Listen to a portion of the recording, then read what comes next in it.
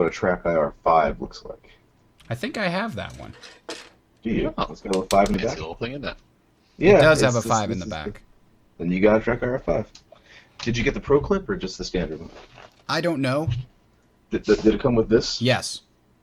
Then you didn't get the Pro Clip, and the Pro Clip apparently makes it night and day better. Really? Okay. Yes. Well, I'll look into that then. Well, they're $50. They're only sold from Natural Point site. Kind of a downer, but there you go. I think Plunk Flamingo said he was going to send me that, but then I never got it. I don't know if it got lost in the mail or something. Maybe he lied to you. That line pump. That's also possible.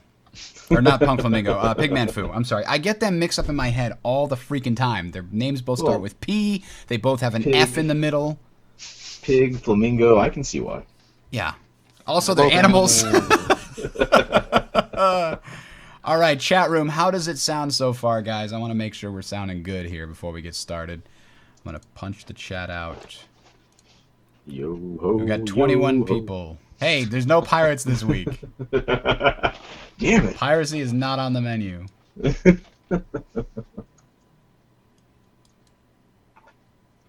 thought it was Oompa Loompas. It's always Oompa Loompas. All right, chat says everything sounds fine. I thought we were safe. Alright, so we got 21 on Twitch and 8 on YouTube. Nope, All now right. 3. I get 3. YouTube dropped down? What the hell? Well, All they right. heard me talking. They be hating. I just wish there was a way for me to interact with YouTube. Oh, good commercial. Without streaming it. Like, it's streaming in the background by Yeah. default. I don't want to use it to stream. I understand. I wish the same thing. But I am streaming it. With There's my even a mighty dashboard. Upload. Mighty.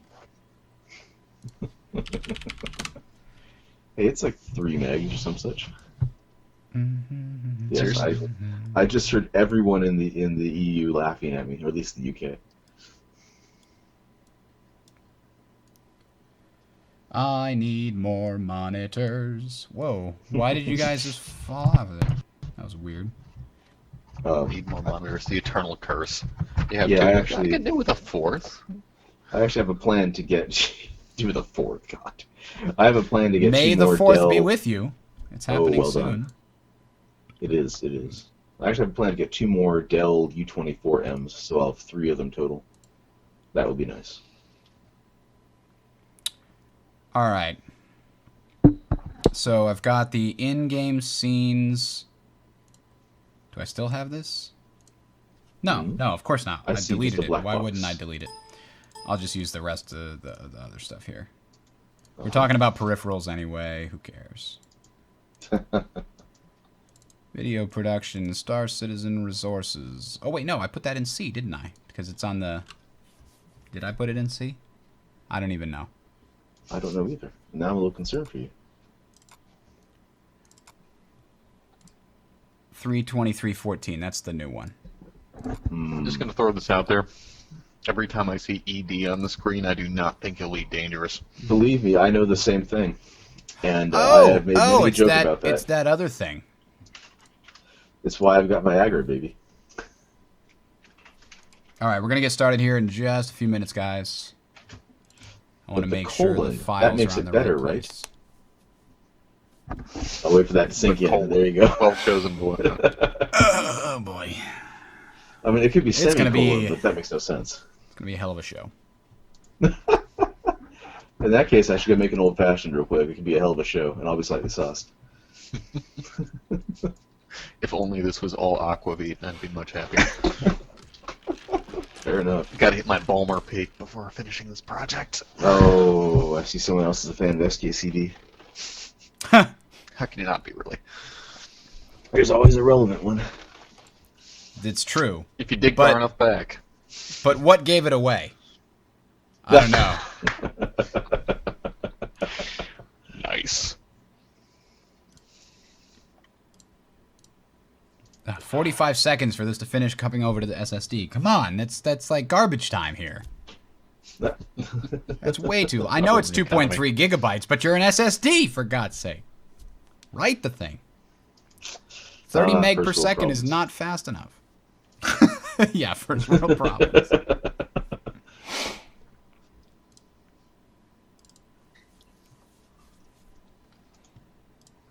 There's nobody in YouTube chatting. Because I forgot to put the damn thing in there. Nobody got reminded by the event. I see 10 watching now. But they're Yeah, not but chatting. nobody's chatting. Well, who wants to talk on YouTube? It's YouTube. I mean, you become a YouTube comment at that point, and no good can come of that. All right, Whenever all right. you make a There we YouTube go. comment, Google reads your mind. So now we got this. Boom. Starting with the Aurora deal here. Where's All my right. tinfoil helmet when I need it? All right, now that's set to go. I hear you That's get those set in the to gray go. market. This is set to go. Let's reset the background, the Kerbal Space background, so the sun rises as we start the show. That's how I like it. All right, now I have show notes, right? Do I have show notes? I have show notes. You do. All right. Hey, there we go. Do you want music for your rant? I would love music for my rant. All right, we're going to have to do that then. Let me find the audio production music. Oh, please find some thrash metal for this. How about this? Thrash metal.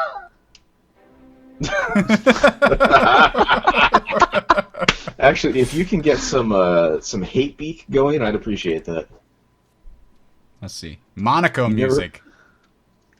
Oh, wait, where's this one? If you- This is Cali rant music.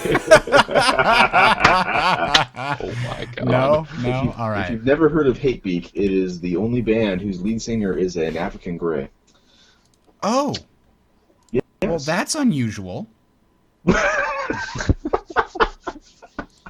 mean, Because you feel because something that's a little actually a classier, right? bird, as it happens. Yes.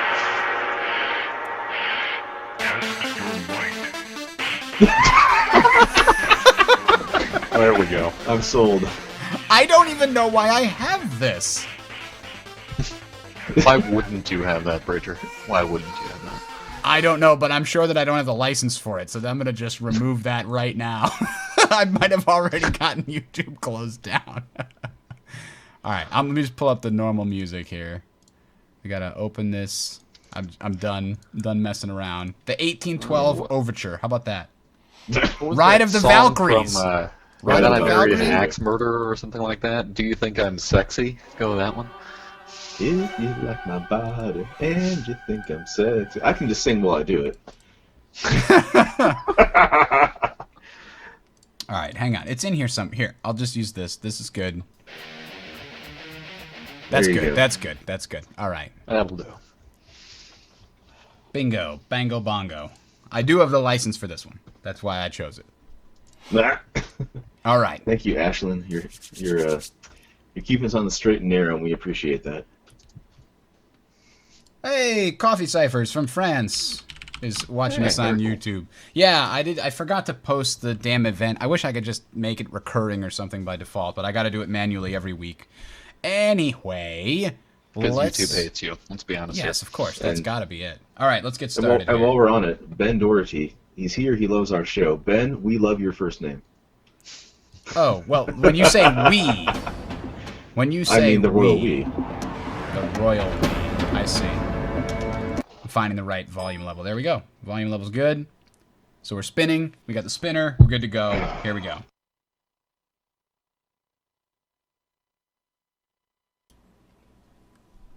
The UEE would like to remind you that it is an illegal. Illegal? Is illegal? Does that make it legal? No, That's Think that impossible. double negative going on? Fuck. it's like inflammable. Inflammable. Inflammable means flammable? Who knew? All right. And illegal means legal. Who knew? Yes, here we go. Okay, try and take number 2. The UEE would like to remind you that it's illegal to install VR equipment into the pilot or co-pilot seat of any ship. We didn't feel that this was something people would need to be reminded of, but just recently a captain was playing Arena Commander with his Oculus Rift when his autopilot failed. Needless to say, there's no connection to the spectrum from the inside of a gas giant, so it seems unlikely he'll ever reach the top of that leaderboard. Please, fly safely.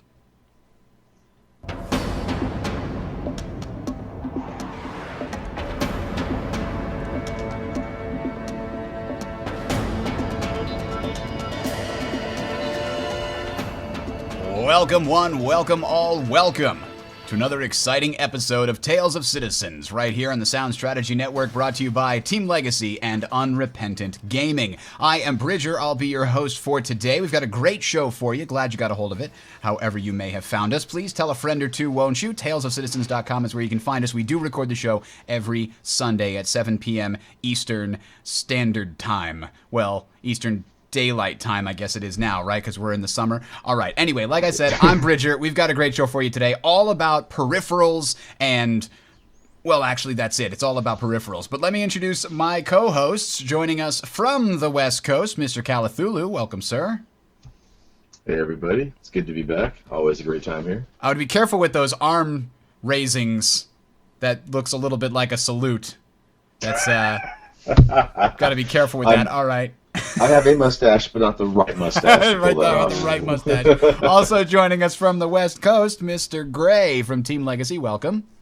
Good to see you guys again. Indeed. So it's been a couple weeks. The last show we had was the Arena Commander show, and I'm still getting used to calling it Arena Commander instead of Dogfighting Module, but it's so much smoother. It rolls off the tongue. Everyone else, right? You and everyone else. It does roll off the tongue. It's a great deal of fun to think about the game within the game concept. Indeed, that's really cool. I can't wait to get in there and every time I see some little detail like that, it just gives me so much joy because those details are so often missing from games, especially MMOs these days. Yes. You're just like, well, everybody knows it's a game, so why try to put those details and make things consistent? It's like, because you're breaking my immersion. All right. So we like to start every show with a little bit of a segment we call Life in the Verse, where we discuss the things that we've been doing while we've been waiting for, well, in this case, the Arena Commander to come out. So, Callie, why don't you start us off? What have you been doing recently? Well, I've been playing around with the Elite Dangerous Alpha. That's a great deal of fun. If you've not checked it out and you have a chance to, please do. And I've been doing that mostly to get used to the flight model and moving around and all that good stuff. And I've learned a great deal about some new dogfighting maneuvers. Other than that, I actually have ordered a bunch of new peripherals. We're going to talk about that today, which is awesome because I actually can dovetail right in with some of my experiences in a different game, but what I think is a fairly similar flight model and concept. Okay. So, yeah, Elite Dangerous, a lot of fun. Gray, what have you been doing recently?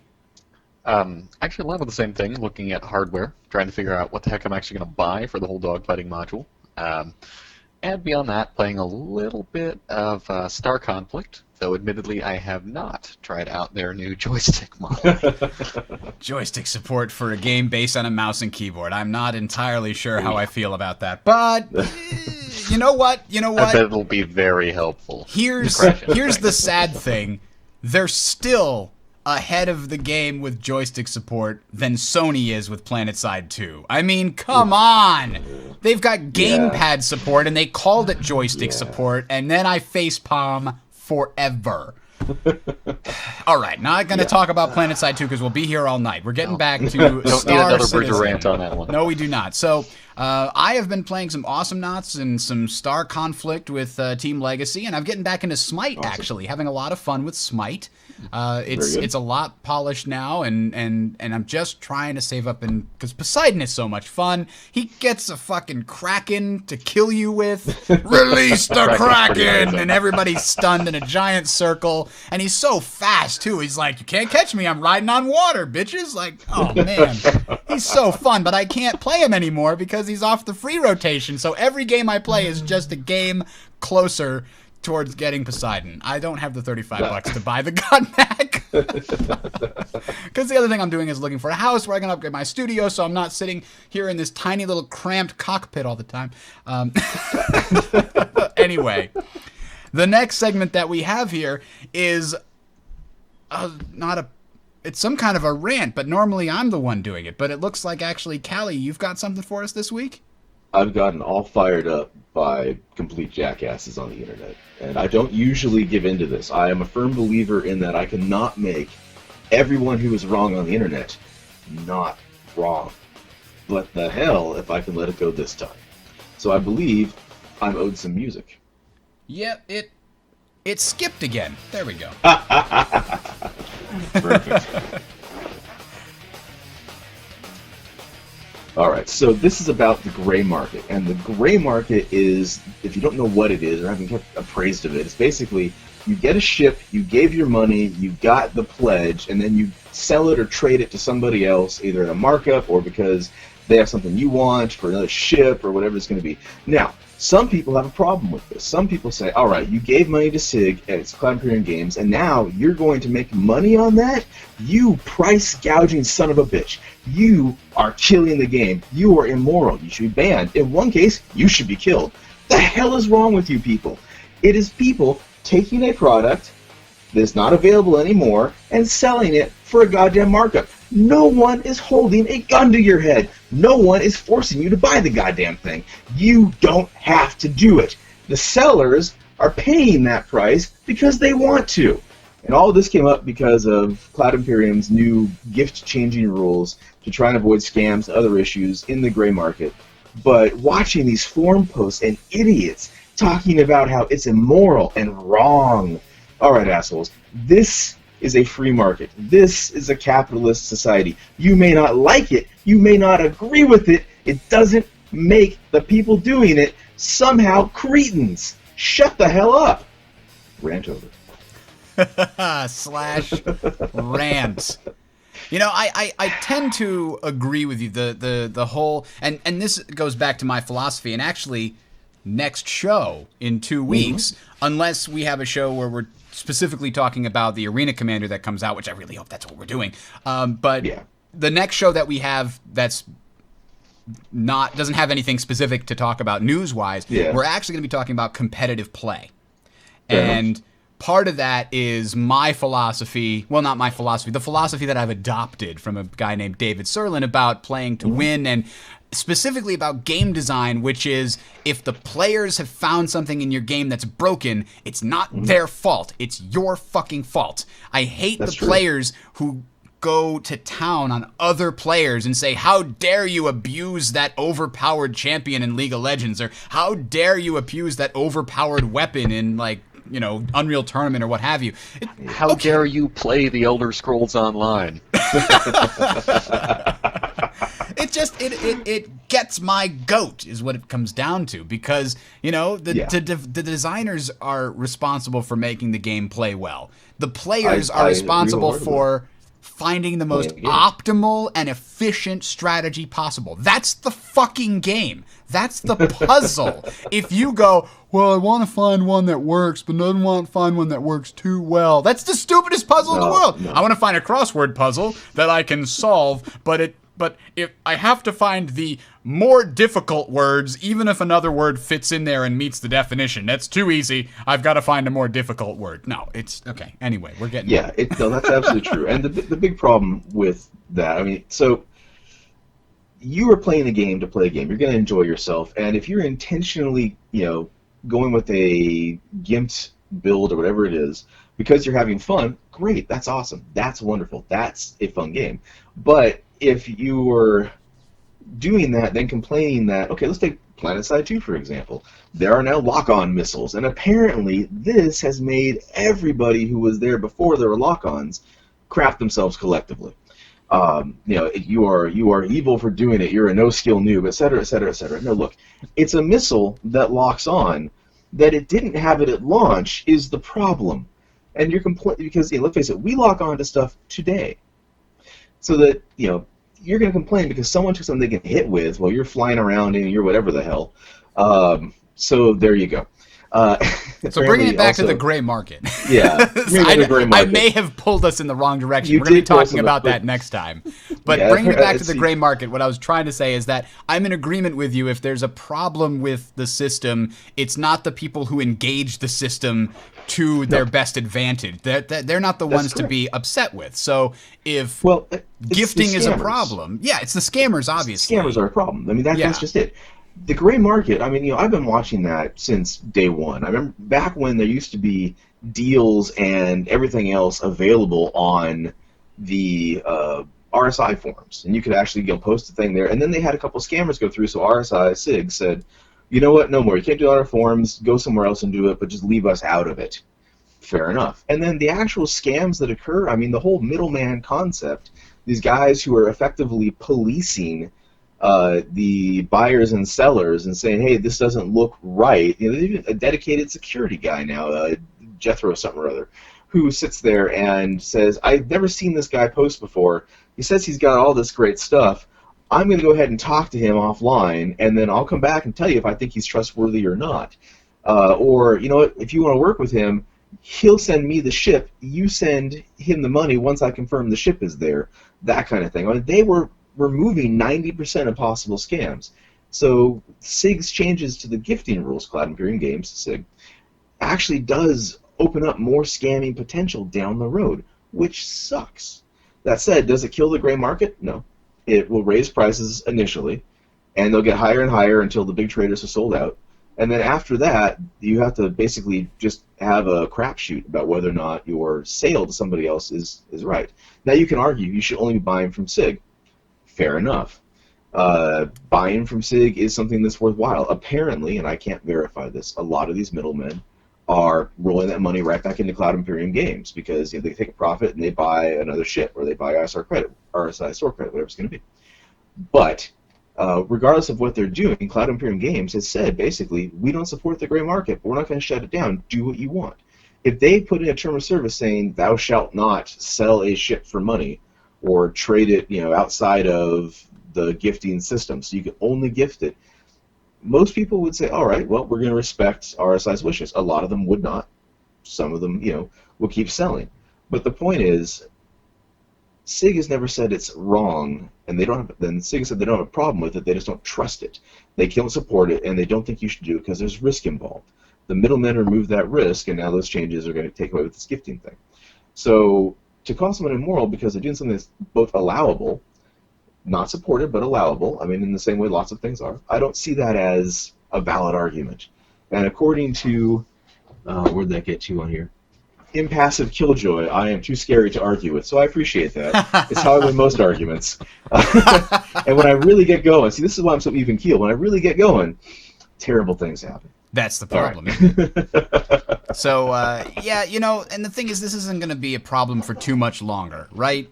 This whole ship selling thing is probably going to end sometime in, the next 6-8 months, once we start getting like a playable beta of the online thing. And I know they're going to end it at some point, right? They're going to end gifting and they're going to end the ship pledges at some point, probably before the game comes out. So if it is a problem, it's not going to be a permanent problem.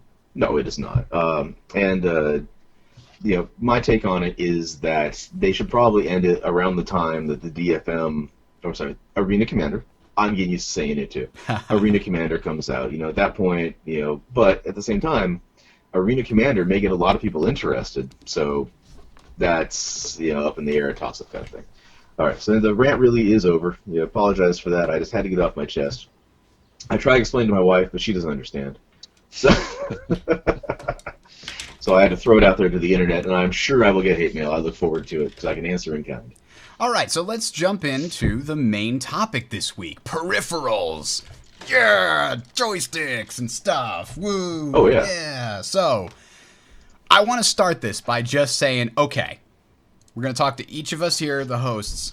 What is your ideal setup? Assume a budget of like $1,000 for peripherals.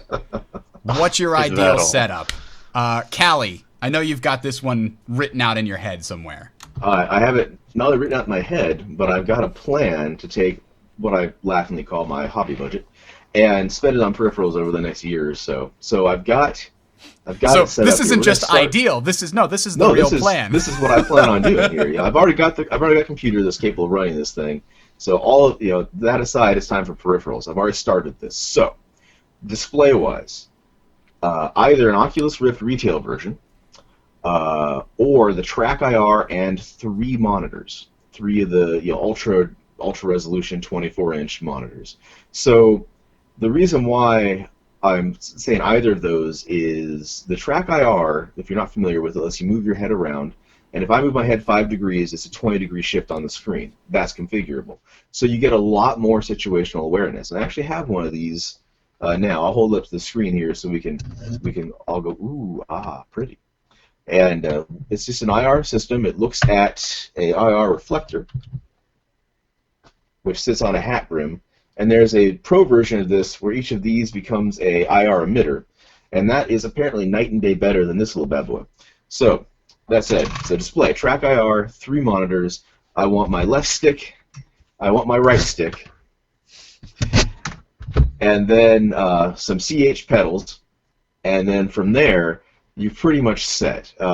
Some people argue for, that's my ideal setup right there, is just having that good to go, getting the throttle on the left stick, a lot of your strafing and vertical thrust on the left stick, pitch, yaw, and roll on the right stick, and you've got pretty much everything you need for 6 degrees of control.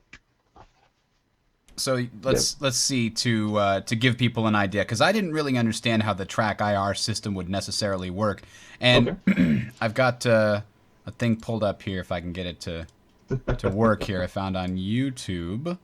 All right. Yes, this is a good. I've seen this demo video. There are actually a bunch of them from these Cessna pilots, but you'll watch his head, and you can lean, which is what he's doing there. Yeah, so he's got literally the kind of lean and look at things. And in Arma 3, for example, they've got track IR support where if you lean, you can stick the character's head out like just past the edge of a wall or something, and then pull it back, so you can just glance and look at something really quick.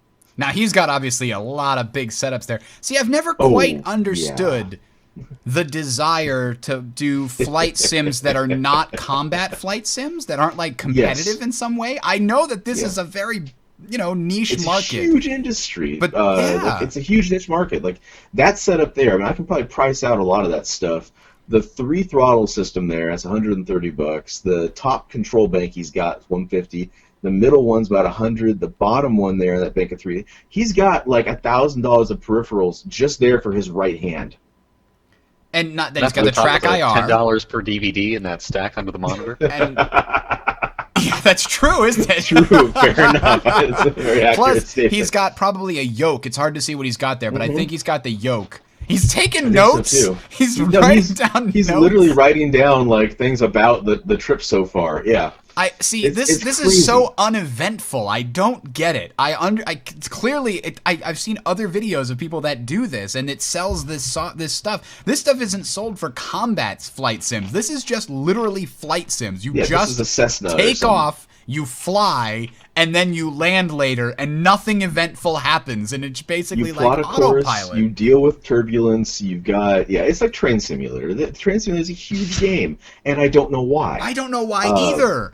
Although, Railroad Tycoon makes sense to me. Railroad Tycoon is like a puzzle. I get it, but I don't get Railroad Train Simulator or this. All right. So fair enough. To be fair, full disclosure, I own a copy of the Train Simulator. I own it because my daughter at the time just fell in love with trains, and every day she would crawl up onto my knee and say, "Can we ride the train?" And so every day I would, go on there, start the train up, and go down a track for the 10 minutes she could tolerate it, and then she would run off and go play. So I do own Train Simulator from 2013 or something like that. I've not played it in over a year, but 10 minutes a day. You're getting 10 minutes a day. I did get my money's worth. It was like $10, or it was on sale. But the point is, I can see one valid reason for a non-combat kind of sim, which is young children. I'm trying to avoid letting her see things and blow them up. To me, what happens is you're talking about like thousands of dollars in this setup. Why not go take that setup? No, the ones that we were just looking at here on the video. Why not just go take actual flight lessons in a Cessna at that point? It's just about as much. He has. A lot of the guys that love that stuff are actual like enthusiasts who've flown. And they've taken flight lessons, but you can't afford that every weekend, so this is the next best thing. I guess so. All right, we got a little off the track here. So, talk to me. Why 2 sticks? How are you going to, what control mechanism are you going to use in Star Citizen with 2 sticks? All right, so I talked about it a little bit, but let's start with the left stick here. All right, so I've got this for my lateral thrust, my vertical thrust, and then my acceleration. Would you say strafing? Is that what you're strafing? Strafe left, strafe right, strafe up, strafe down. Yeah. Okay. So what's the R axis on that? What's the twist? The twist is your throttle. Your acceleration. Throttle. Okay. Yeah, so the flight model I'm practicing with is a full range. So if I twist counterclockwise, I accelerate up to max. Twist counterclockwise, and I can accelerate to maximum reverse. Mm-hmm. And then the analog input for that strafe is nice because in the Elite Dangerous flight model, your pitch is a really weak turning radius. So if you have like on a throttle on a HOTAS, either you're full acceleration to the lateral or vertical, full strafe, or you're not. With an analog one, you can control that. You can say, all right, I'm going to go a little bit to the left, and I'm also going to be turning, or a little bit strafing, a little bit to the right, and turning to the left, and you can keep yourself pointed on target. Now, Elite Dangerous has a lot of auto aim. I hope they tone that down a little bit.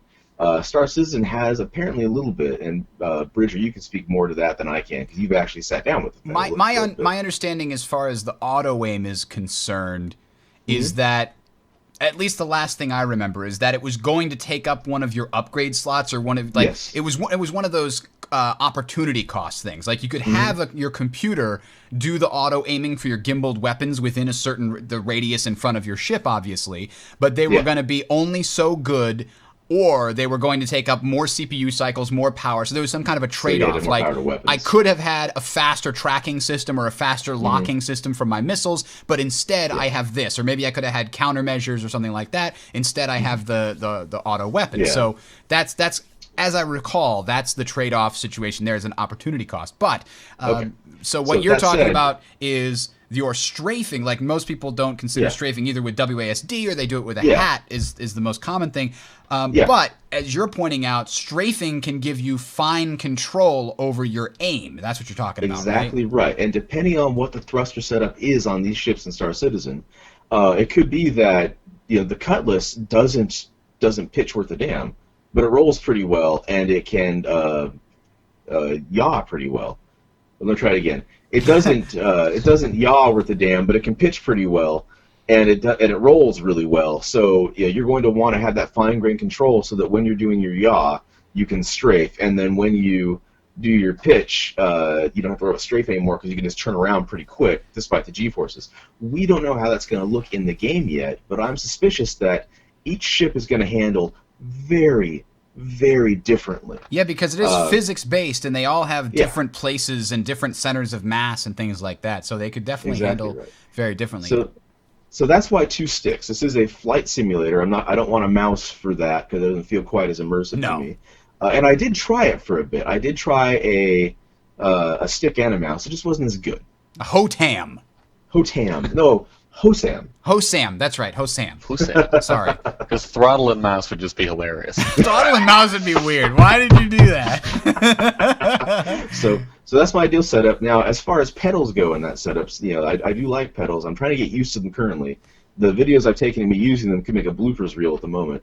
But putting yaw on there is one thing I've thought about. Doing thrust on there instead of on the twist axis on the left stick. I like having the extra control surface. I mean, I've already got 2 hands. Track IR is my head, or Oculus Rift. So now I've got the extra control surface of feet. So that would be my ideal setup there. Okay, so what would you use the pedals for? I'm sorry, did I just space out? I was saying you could do roll. Yeah. And the thing about we'll get more into like what pedals can do, but roll or maybe acceleration, like you're driving a car, so you got your accelerate and your decelerate pedal. That's what I was thinking, actually. Yeah. Or just get some actual like driver pedals. Like they make peripherals that for racing sims that you could get. I just want to like put the pedal to the metal on my Hornet or my 300i. Yeah. And at my feet right now, I do have a set of the CH Pro pedals. That's the other thing I picked up. So I've been playing with it, trying to get used to it, but I keep slamming into things because my roll is on there currently. And so I'm like, Yeah. All right. So, Gray, let's talk about your ideal setup. Would you use a dual stick setup? No. I'm actually pretty obsessed with trying to get a HOTAS to work specifically. Okay, so hands on throttle and stick. So you'd use a standard throttle and stick setup. What do you think your different axes are going to be set to? Well, what I'm looking at right now is potentially ending up with a set of pedals as well. Everything I'm finding seems to be we're going to need a couple of axes that are capable of being done by something other than both hands and your fingers flying all over the place and your head thrashing wildly. Seems like the feet's the next logical thing rather than trying to have my elbows do something. What I'm looking at doing is basically saying, as we mildly discussed earlier, maybe having that X and Y axes or the X and Y axes bound to the stick. Just for that precision aiming, that precision control, the ability to sort of steer exactly where you're going that way. And then, obviously, you've got a throttle. There's your forward and backward. My hope would be that it would be a throttle that I could throttle back and, in fact, go backwards, rather than just being able to throttle up and go forwards at a various pace. So it's going to need a little bit of control there. Well, you could use a button for that, too, to reverse throttle. Could potentially do that. That would be pretty easy. It turns out all these HOTAS setups have a million buttons, too. So that's true. Not too bad. Beyond that, probably roll on the pedals and strafing. As someone mentioned in Twitch chat, Vin, it's very possible strafing may be binary. It may just be on or off for your strafe. And honestly, for the size ships that I'm looking at piloting, it's relatively appealing just to have on-off binary strafe on occasion. So I'm hoping to get a HOTAS with, on one of the two hands, joypad. So I can just simply push left, right, up, or down and go in that direction. Well, I'm very concerned because nobody has yet said they want to use a Microsoft Strategic Command peripheral from 1999. All right, well, there you go. Look that That is almost the size of my current mouse. The Microsoft Sidewinder Strategic Commander. I owned this a long time ago. This was a peripheral designed for RTS games, and if you notice, the top section is disconnected. Yeah, it was disconnected from the bottom. The top section actually moved on two axes. It would allow you to move your screen, right, in an RTS. That was the idea, so that you could move your screen by moving the top section up, down, left, right. And I was thinking, oh, you could use that for strafing. I could have hands on stick and this crazy fucker. No. Now, 4 of those buttons will detonate your ship, so you have to be careful. Yeah, no, I'm not actually going to be looking into that. But I was thinking a traditional HOTAS setup as well. The thing about Calathulu was talking about using the stick for the strafe left, right, up, down. It really depends on how powerful those are. If they're not very powerful and you don't have a lot of leeway between off and on, if you don't have a lot of difference in that, like off is this, 50% is like, 2 and on is 3, like, or well, 1.5. You get the idea. There's not a lot of fine. It's very likely, actually, that Callie's setup will be ideal for the Xeon Scout. Yes, and that's for that exactly matter, why I anything went that Xeon direction. that the actually has that Xi'an Scout. Yeah. Because Xi'an? it can. Xi'an, yeah. It doesn't have a main thruster, right? It has thrusters all over the place. That's the idea. Exactly it. And when it's variable in any direction, his setup is the only one that's going to be able to handle that. Like a Star Fury in Babylon 5. Yeah. Well, that's true. And it may not just be the Scout. If you look at the $24 million mark, whatever it was we got the Scout at, he talks about the Xi'an maneuvering harness. And it looks like a lot of their fighters might be built on this. That is supposition on my part. I could be wrong. If you look at some of the concept art, I mean, like the bomber definitely had these big thrusters at the back. The capital ship was the same way, built on like that vertical axis. And we'll see, because they've already rejected a lot of the art, concept art for the Scout that hasn't been there yet. So, well, yeah, that's why I started down this two-stick path. The only way they'll have a really good flight model for the Xi'an Scout in-game is if it is an analog input for the lateral and vertical thrust, the strafing.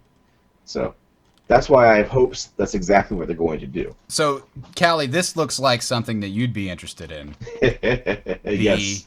The Mech Fu, also known as the Hawken controller that never quite got made because Hawken didn't turn into the League of Legends style game that they had hoped. Still a fun game, but not nearly to the degree that they had hoped for. What was that game for Xbox a long time ago? What am I remembering here? Steel Battalion? Steel Battalion. This is essentially Steel Battalion for your computer. It is. And if you scroll up to the top, I have a problem with this control already. I don't want a controller that catches fire. This is a problem. Oh. If it's going to burn down like that, I can't use it. That is a problem, isn't it? So I did bring that actually, up. I looked into that, but, so 2 regular sticks cost a lot less than that thing does. Yes. You do get more buttons, but I don't need more buttons, really. I need 2 sticks. Cooler. It looks cooler. It does. So my thought is, at the moment, and let me go off on a small tangent here, because there's a small problem that I've sort of been discussing in the Tales of Citizens Skype chat that we've got, and it's this. In the demo that we've seen so far for Arena Commander, the combination of the maneuvering thrusters seem at least as powerful as the main thruster. Like, you can accelerate to quote-unquote maximum speed, because for some reason there's a maximum speed in the game that's like 70 miles an hour. We call this the playability versus real factor. I think it's going to need to be a lot higher to begin with, but it may be. Let's take a look at what we have right now. You can accelerate to top speed with your main thruster in like 3 seconds flat. It's like a Ferrari. That's how fast it's, 0 to 60 in 2.9 seconds or whatever. Acceleration. Yeah, so you get up there, and then when you tell it to stop, you stop in like 4 seconds. It doesn't take that long to stop. So theoretically, if that's the case, if the forward thrusters are that, able to compensate and push you backwards and slow you that fast, shouldn't I be able to strafe sideways just as fast? Yes, well, not quite. You'd have half of a main thruster going sideways because, so all we've seen so far in the Arena Commander module, is the Hornet. That's it. What we haven't seen are the 300i and the Aurora, which are also supposed to be in there at launch for the Arena Commander.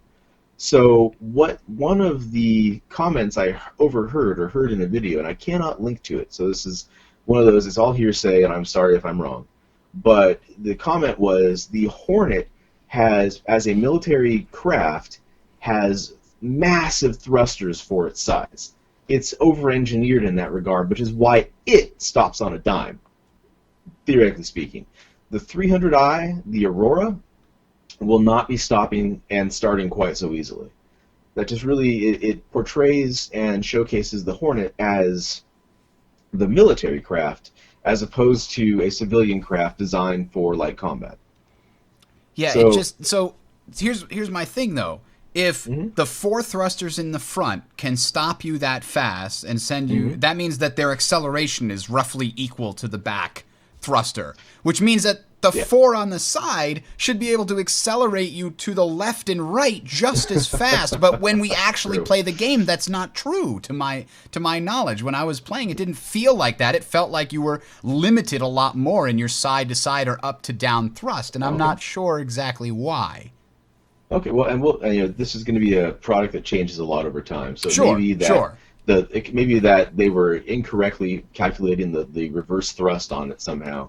Or actually thinking about it, maybe when you're trying to slow down from the forward, in order for it to ever fly like an airplane, the way they have that default like fly like an airplane mode turned on, so with the thrusters will try to create fake drag to make it seem like you're flying like an airplane. In order for that to work, all the maneuvering thrusters have to be able to slow you down at least partially, a good-sized fraction of what your normal acceleration would be in order to create that illusion, right? So that's the thing, though. If they're that powerful, maybe it would be better to go with more than just a binary strafing setup. Because my current thought, and this is where we got off on this side tangent, is I want to do a HOTAS. I'm thinking the X55 looks best so far, and have one of the hat switches control my strafing. But if I do need the fine control on my strafing, that's not going to work, obviously, unless I use the joystick, which gives me a little bit of control on the thumb of the third. Okay, now we're getting into semantics. But the other thing that I was very much considering is a TrackIR Oculus for aiming of the guns, because that seems to me,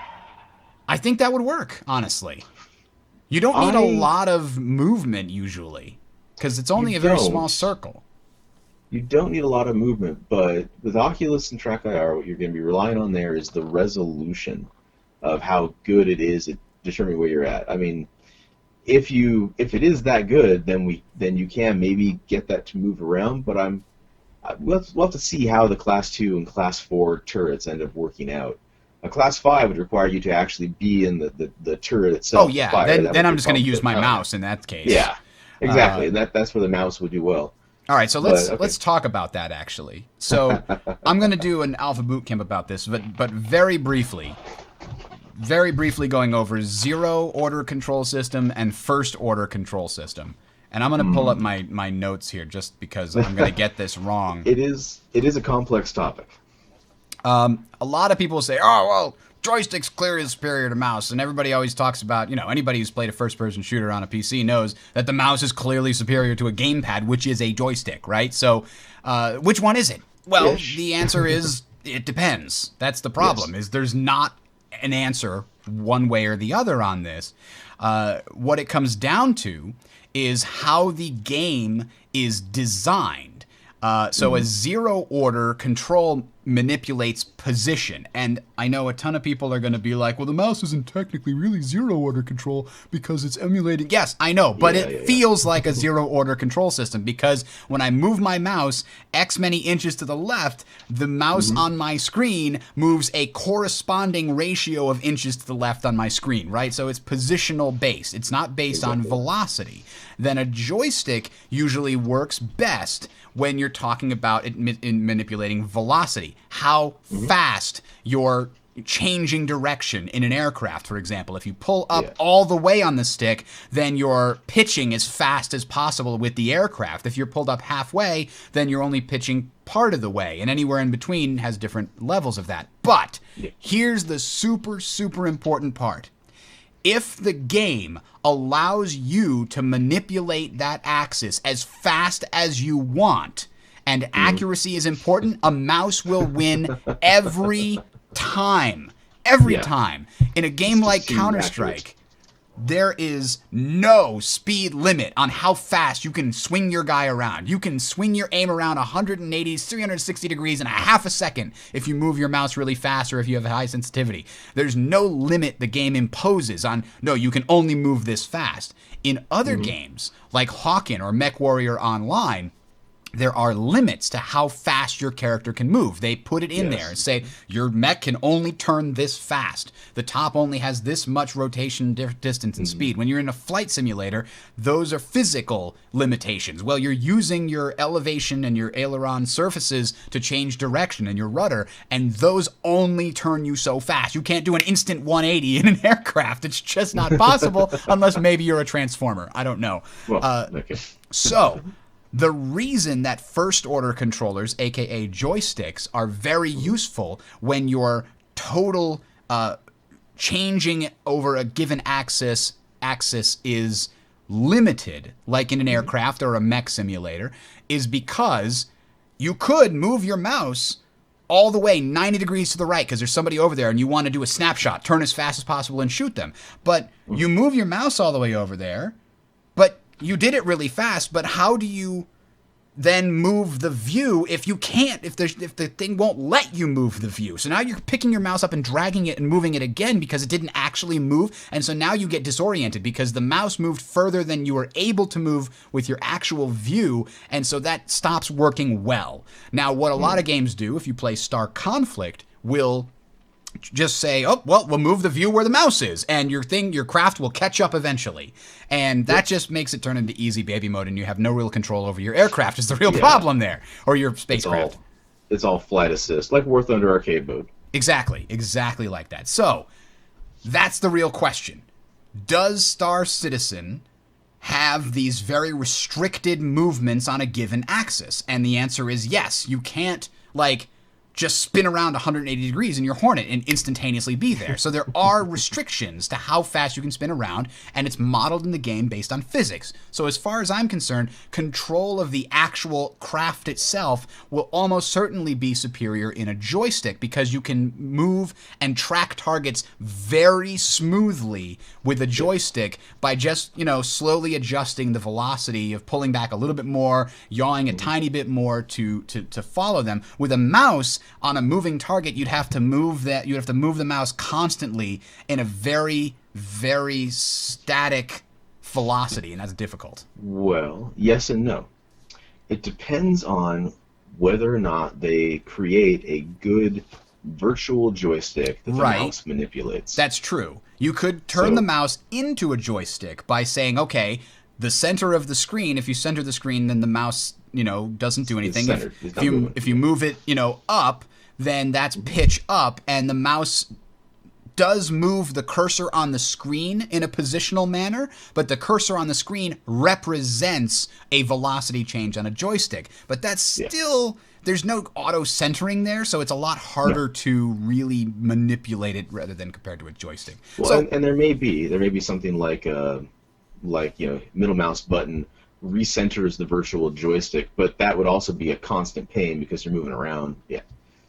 anyway, we're getting a little bit too deep into this, and I'll cover it too much. But that's really the question is, so for things like turrets that can move very fast and track the mouse, even if they can't move very fast, if they do the similar system to Star Conflict where you can move your view and then the turret catches up with you, that's still going to be superior with a mouse because you're not... Yes.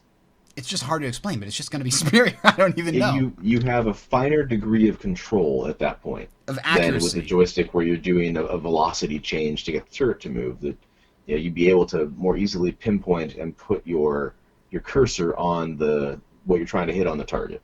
With a turret, it's like that. Because you're not maneuvering the turret, really. No. Of course, all this does make an assumption about maneuvering the turret. You're saying, well, moving the turret's going to be the superior thing to do here. Well, maybe the superior thing to do is get the target in front of you. Well, I'm talking about like class 5 turrets, like on the top of a constellation. The ones that can like just spin around. Ones. Yeah. Yes, the man turrets. That's what I'm talking about when I say turrets. Gimbaled weapons, if we go back to that. Gotcha. Yeah. That is a lot more... Yeah, do you just move your craft to aim, or do you use the gimbaled capabilities? I would guess with the gimbaled ones that they have maybe like a 20-degree field of view, and this is only from looking at videos. I have no first-hand knowledge. And anytime you've got effectively a lock on a target in that 20-degree field of view, the gun will be shot at not the target itself, but where the target is going based on those little hitboxes. But it's a very small field of view, so if you don't maneuver the craft to keep them inside that circle, it will just start firing off into space. So that's how I think Class 2 is going to work. A Class 4 is a very what's on the Hornet. Am I correct? That's a very different beast. So I thought the Class 4 was the missile racks. No, that's 3. Oh, that's 3. Class 3 is the missiles, the pylons, basically. The Hornet has a top turret. I mean, I've got it. Oh, the ball turret is the Class 4 you're talking about. Yeah. Okay. The thing sits on top and it's got like a pretty big cone of fire, as it were. I don't know how that's going to work. Maybe there's a missile lock mechanic, and then there's also a turret lock mechanic for the AI. That's going to be interesting, and that's where what you were talking about earlier with the Oculus Rift or Track IR, where you look up or you look left, so you're flying this direction, but looking over here and shooting that direction, and that's where the granularity control will be very interesting and possibly very tricky. Yeah. And so we'll have to find out about how that works. And Ashlyn in the chat's like, how do you fly the aircraft and do all that? That's the question, isn't it? Because we only have 2 hands. I mean, the feet, if you could make like joysticks for the feet, I could like just move my feet around you and have pedals. aim. The pedals only give you one axis. You the tongue press controller. the button with the thumb. So that's we're why find I out think how that works. that's why I'm concerned that the Oculus becomes a must-have for anything like the Hornet with those very large amount of gimbaled weapons platforms that allow you to do that. But we'll have to see. Assumes the Oculus can be used to control that in the first place. I am assuming that. I think you can. I can't see why you wouldn't be able to. We'll find out. I mean, the Arena Commander is coming out soon, and we'll know at that point. Will it be must-have? I'm thinking not. Will it must-have if you've got a turret like that and it allows for that kind of control to fire? Probably. So that might actually dictate your ship choice in a way. What this all comes down to, will a mouse and keyboard, is there any ship that you could use a mouse and keyboard to fly in combat in stars, like mouse and keyboard? I can fly a Starfarer.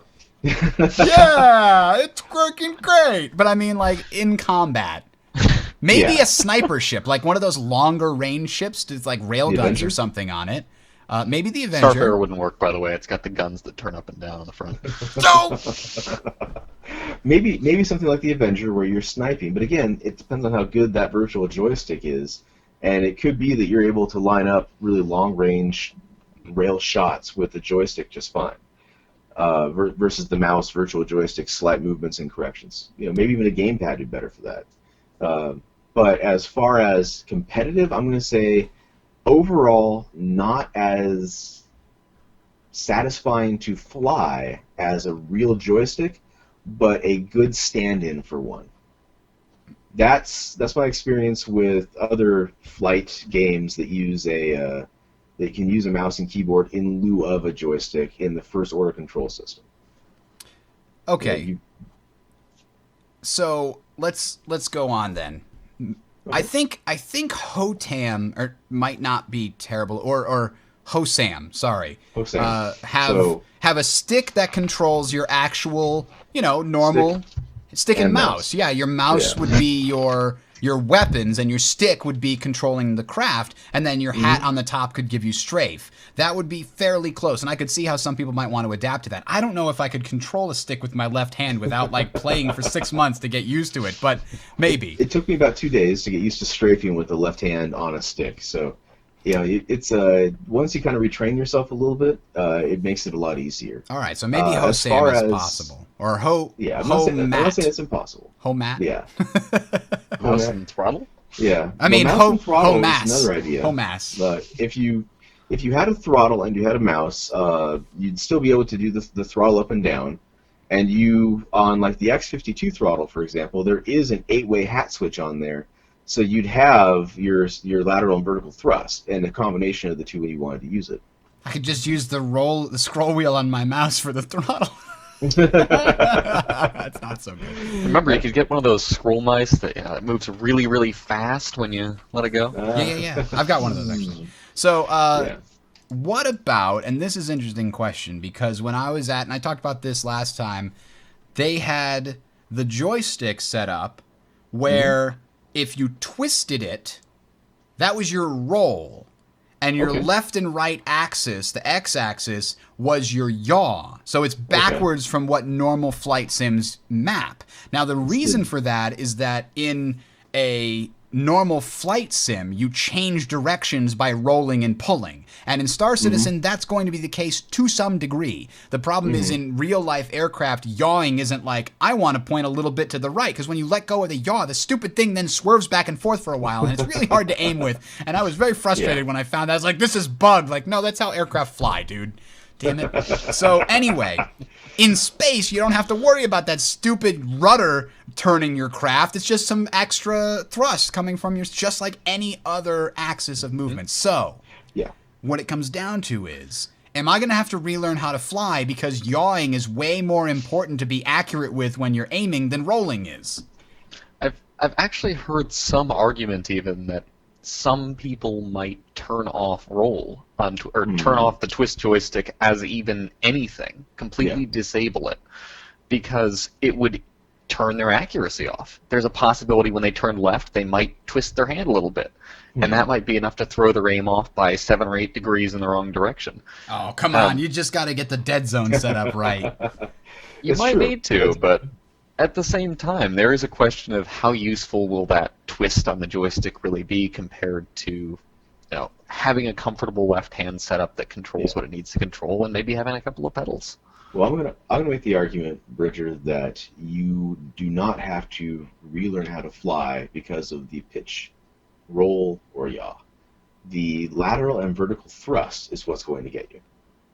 Because when you're thrusting, when you're thrusting to the left and you're pitching up, what you don't realize is your vector is actually something like this instead of like this, and you're going to slam into a wall or an asteroid or a capital ship and not realize what went wrong until it's gone wrong. So you mean like Chris Roberts the first time he stepped into a ship? Yes, like bang, and you're gonna slam into that and go, what the hell? How was that there? Oh right, I was strafing. That's going to be the biggest trick to relearning to fly. But the pitch, yaw, and roll won't be so bad. All right, so we covered HOTAS, HOSAM, HOTAM. Let's talk about gamepad. Because we talked a little bit about mouse and keyboard. Maybe they'll be semi-competitive, but not easily. What about a gamepad? The gamepad has 2 joysticks on it. That's a dual stick setup, right? Ish. So what's wrong with that? What's wrong with that, Gray? Why can't a gamepad work as a 2-stick setup? Oh, no, I think it can work. I think it's a possibility, but I think compared to a 2-stick setup, it's very simplistic. you don't have the depth of adjusting quite in the same way. I'm mangling my words at the moment. But if you have a few inches, you can go left or right on a joystick versus a couple of millimeters left or right on your gamepad. It's the granularity of accuracy, right? Yeah. It's just it. You're going to be a lot faster moving in that direction, so your reaction time could technically be better, but your precision's going to be lower. Now, maybe for some people that play a lot of Xbox games, this could be the way to go for them. It might be a much better solution than mouse and keyboard for someone who hasn't generally been a PC gamer, but would like to, join our glorious revolution here. So Long what live you're the saying master is race. the bigger the joystick, the better, eh?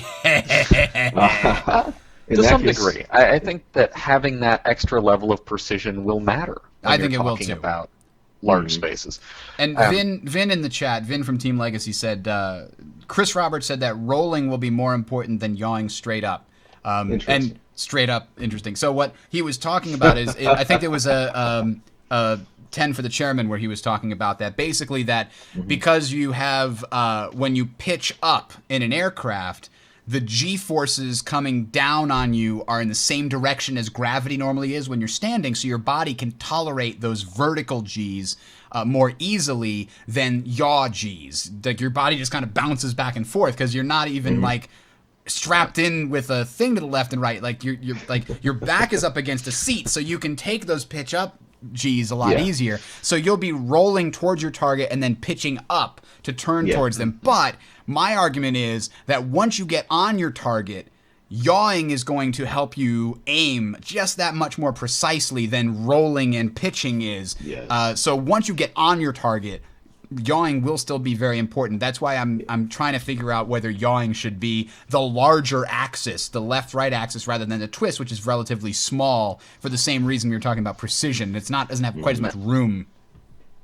The other point I wanted to make about gamepads is actually the number of options you have for button control. Yeah. You're stuck How using many both buttons hands. do you really need? I would bet the number is high. Well, let's think When now. you're dealing with something where you're going to have both of your hands occupied, you're guaranteed with a joypad to have to be holding it with both hands pretty much all the time. The result is you need to be able to do everything possible with that set of buttons.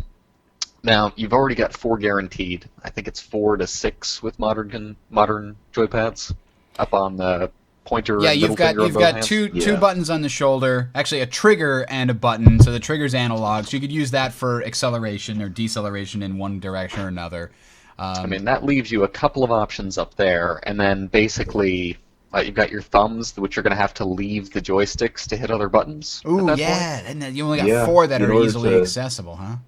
Looking at the Logitech one in my hands right now, in order to hit X, A, Y, or B, I'd have to take it off the right analog input, and that would be bad.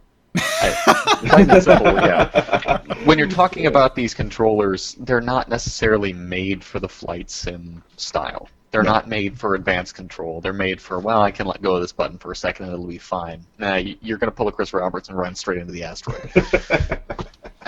Really. Every time I see that again in my head, it makes me laugh. It's just so sudden and unexpected. Boom.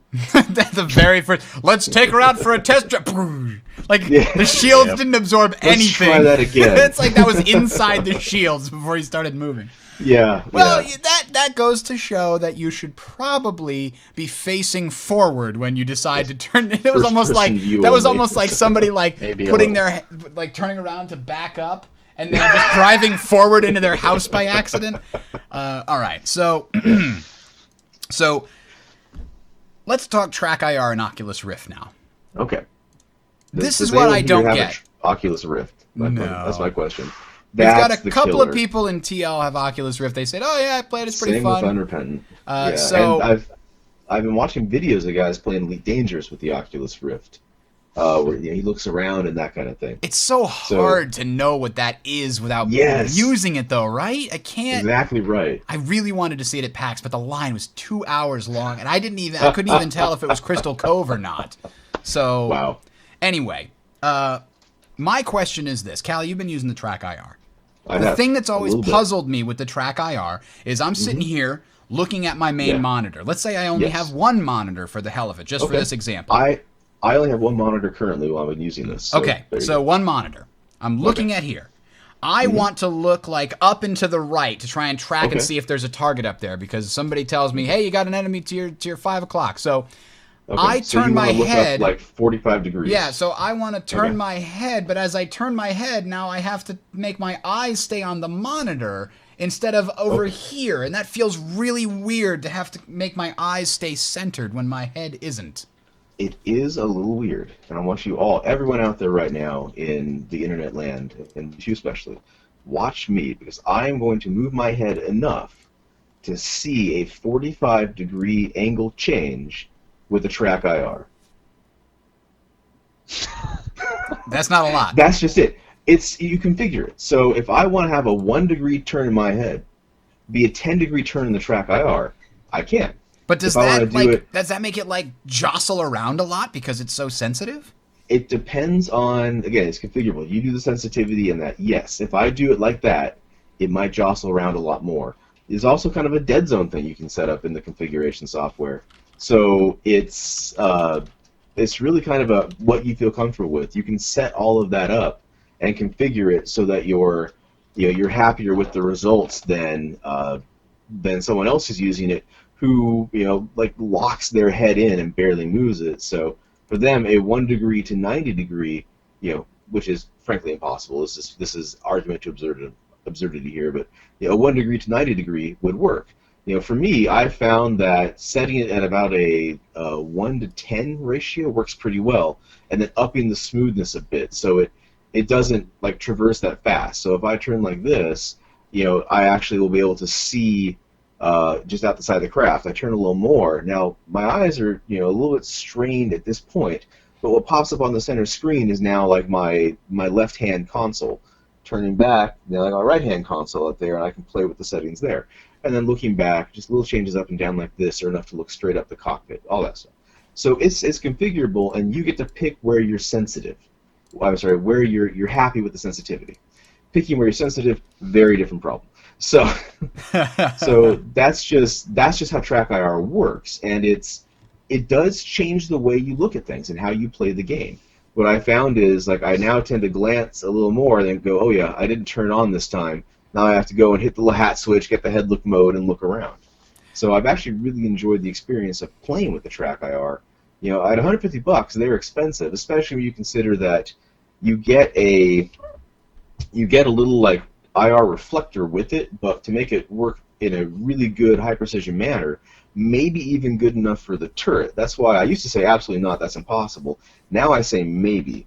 Is with the track, was it the Track Clip Pro? Pro, yeah.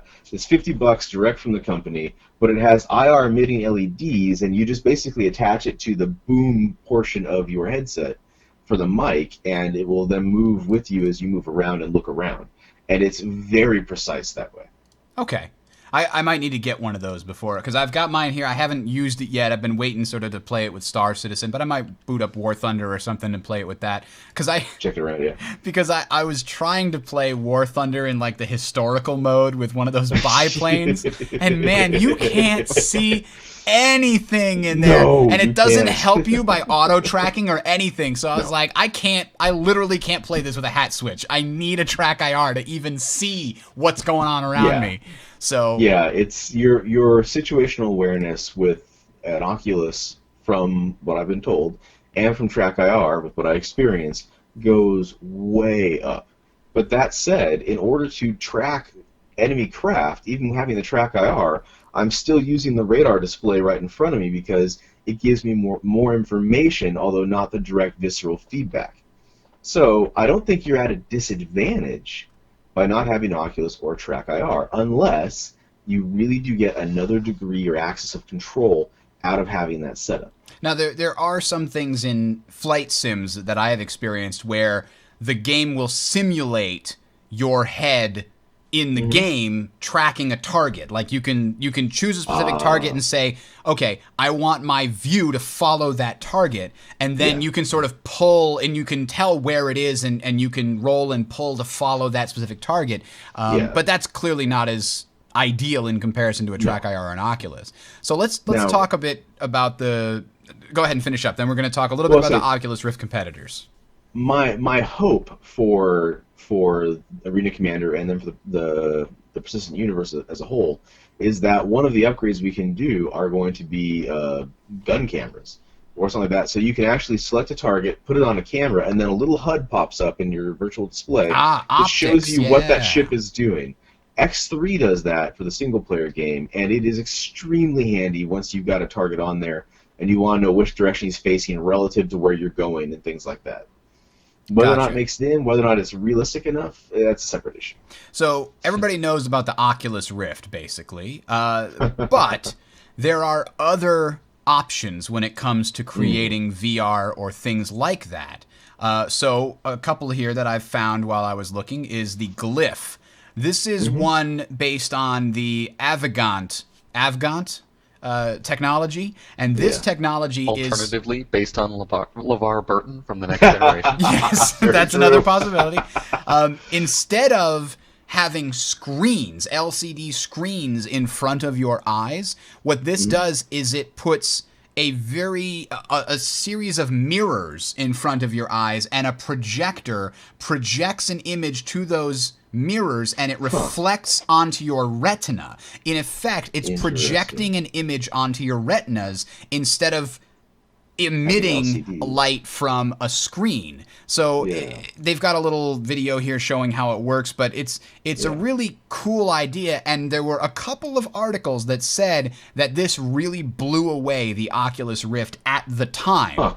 This was back before the Crystal Cove. So I read a couple of articles that said, I tried this out and the quality was amazing and it felt way more natural. I didn't get the barn door effect, but again, that's theoretically what the Oculus Rift is going to solve before it ships retail.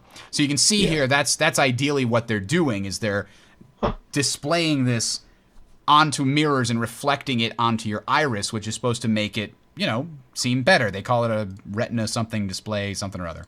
Interesting. So this, however, is going to be more expensive. I remember it was $300 for the Oculus Rift Kickstarter in order to get the dev kit. This is $500. Yeah. So this prototype this actual consumer grade item might be more expensive. Yeah. Well, there's the Oculus Rift second gen dev kit, the DK2, I think they call it. That was $350. It was even more expensive than the original first gen.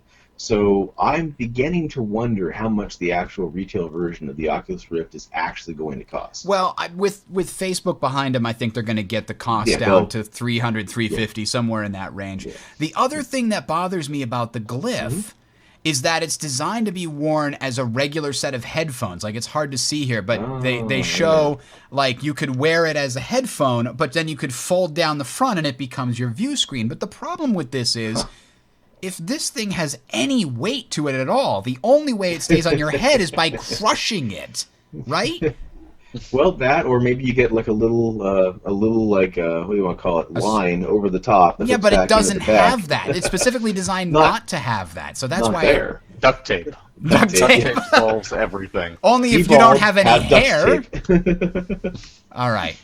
So that's the Glyph by Avgant, and that's on the horizon. This was actually successfully funded with $1,500,000 in February. Then there is the True Player Gear. What do they call this? The Totem. And this has a pretty neat feature in that it's got a couple of cameras on the front of it. So that if you've got a drink or something that you wanted to pick up and drink while you don't have to, in the Oculus, you basically have to take the glasses off to find the glass instead of knocking it over. But if you needed to do something where you needed to see something, instead of taking it off, it has basically a transparency feature where it will take the input from the cameras that are on the front of it here and feed that to your eyes instead. So it's like suddenly it's become transparent to you, even though it hasn't. You never have to take it off for anything. Right. So the other thing is it has an individual focus per eye, so that if you have glasses, you don't have to wear glasses. It can focus to your specific nearsightedness or farsightedness, which is pretty cool. That is pretty incredible. That is pretty interesting. Yeah, I agree with that. I don't know if this one uses the Oculus Rift screen. I think it does. It says OLED screen, so I think it's a normal screen technology in comparison to the projectors that the Glyph is using. Lastly, we have on the horizon the Sony Project Morpheus which Yes, I heard about this. we don't know much about it. We don't even know if it's coming to PC or if they're going to make it like exclusively a PS4 peripheral. But it's going to be revealed theoretically on April 30th, so a few short days from now we'll learn more about it. It'll only work in PlanetSide 2, Bridger, and only on the PS4. Yeah. But actually, there is one more we haven't talked about. I think it's because it's not a big player. It may never be, but it's one I've been following for a while. We talked about it earlier in the show months ago. It's called Cast AR. This is the one where you build the screen and project onto it or something? It's here's, let me share the little V share here for you. So that should pop up and you can move that over my image. But what it is it's a pair of glasses, and on top of those glasses are pico projectors. So if you build like a sim, they call it the sim pit or VR pit, we get reflective material, and wherever you're looking, your high-res pico projectors actually form a 3D image. So instead of having something like something over your eyes, you can actually see your control surfaces the whole time, and then when you look around with the glasses on your head, it will create the map in front of you. Where they've already used this, really interestingly, is, like Ben Gaming mentions here, the Star Wars holographic chessboard thing. They've used it for making board games. So they have all these little things with, and you see the toys there, right? All these little things with the RFIDs in them, and then that creates the textures, the 3D image, and everything right there in front of you. So you can put, and they actually have there's the reflective screens on the screen as well. I'm really interested in building a full cockpit out of this thing, and then sitting down in it with the Cast AR on and just displaying what I'm looking at any given time. It might be something that's really awesome for immersion without actually having to have those glasses that block out what your control surfaces look like. That's the one downside to me of the Rift, is actually sitting there and got my hand on my joystick. I take it off for whatever reason. I go back, and now I'm totally off and don't know what I'm grabbing. And you accidentally fire a missile when you're trying to stay quiet. You accidentally fired a missile like into nowhere. Yeah. Now I'm grabbing my microphone and don't realize it's my microphone instead of the joystick. So, yeah, it's kind of like a just in the middle of their Kickstarter. They have a heading: Toby. Toby is a cat. That's just it. Okay. Yeah, well, they knew they were catering to Reddit on that one. That's what it comes down to. But yeah, I'm really interested in that one. It's a long way off. I've actually just got an email from them the other day as part of their product updates, and they are talking to some industrial engineers for doing the design. Yeah, exactly. Lumavox. Friendly fire? Oh, it's Callie again. Well, let's be fair. That's not friendly fire. That's very unfriendly fire. You may think I'm accidentally shooting you, but it's not friendly fire. Yeah, so that's Cast AR. It looks really interesting. I am 100% behind it. I'm looking forward to seeing where they go with it. It seems like it's going to be one of those things that is very niche in comparison. Like the Oculus or one of their competitors is just, okay, you bear a thing, you buy it, you put it on. Whereas the Cast AR, you really have to build something for it to project onto. You take a room in your house or part of your garage, or you get something like a little pop-out mat that is the screen that wraps around, something like that. But I mean, if you look at your desk right now, you see you've got a monitor or two or three. If you replace that with a surface in front of you, there would be all the space you'd need, and you'd still get that full immersive effect. And you could use that for your main monitor if it didn't feel like a headache or anything. You don't even need monitors anymore. That's saving a couple $100 the next time you need to upgrade. What's your monitor? I've got a 19-inch. I've got a 36-inch. Ba-doom! I have a wall in my room. I call that the monitor. Yeah. It has a lot of potential. I'm really curious to see what happens with it. It's got a potential. I actually backed it, even though it's going to be probably a year more before I see the product. So. Okay, so very quickly before we end, I know a lot of people probably want to know, okay, what joystick should I buy?